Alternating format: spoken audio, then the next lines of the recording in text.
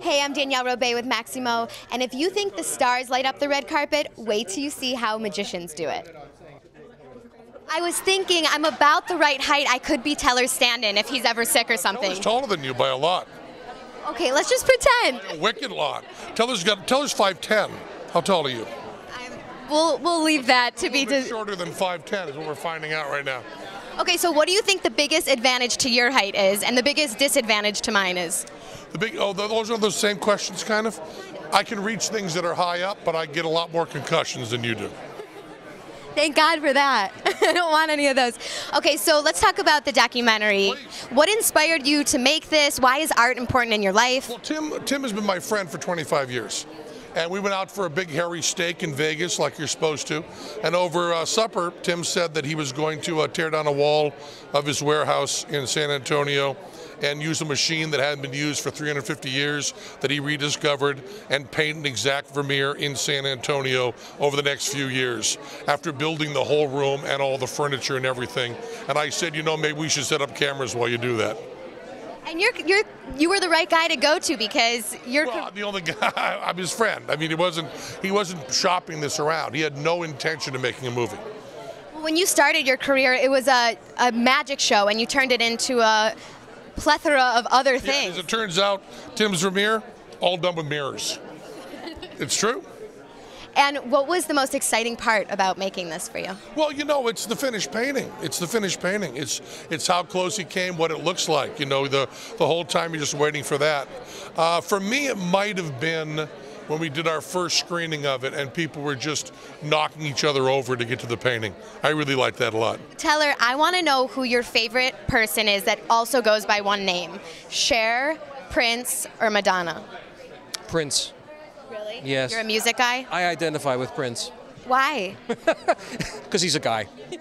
And he has one name. And he also has a great sense of style, which, as you can see, I emulate. And you also speak Latin. I don't speak Latin, I read Latin. All the people who spoke Latin are either dead or well, I was going to say in jail, but actually I mean in the church. Okay, and what are you most proud of that's not on your resume? I am an extraordinary pancake chef. Yes. What kind? Oh, you name it. Honey orange pancakes. Have you had those? No. Perhaps that's one of my favorites. Do you believe in magic? No, I don't believe in anything. Really? No. But you believe in what you did. You believe in this documentary, in the art that you were pursuing. Can you tell me about that process?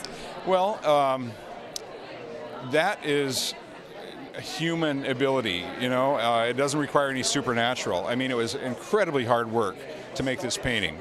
And it gave me an incredible respect for Vermeer. Because if he did this, he had to go through what I had to go through. And it kills your back, and it's frustrating, but in the end you get a perfect picture that looks like a photograph. And so you said what you had to go through. It took you 8 years, there was thousands of hours of footage. Why do this? Penn Jillette made me do it.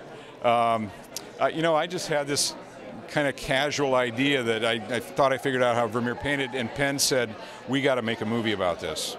It's hard to come up with a new idea for a movie, and this has never been done. And so it's a very unusual movie in that the cameras are there from the very start of this idea, and through all the mistakes and you know, problems, and you know, thousands of hours of footage, which Teller boiled down to an interesting 80-minute story. But you know, if I'd known how long it was going to take, I don't think I would have done it. Penn and Teller, what was the best part of working with them? Well, it's a remarkable thing he's done, actually, Tim. It's a remarkable thing. He's proved you can work this way, which I'd suggested was common. Which way is that? Well, using camera obscura and mirrors and things. Yeah, I'm sure he did. Yeah. Okay, and do you believe in magic? Yes.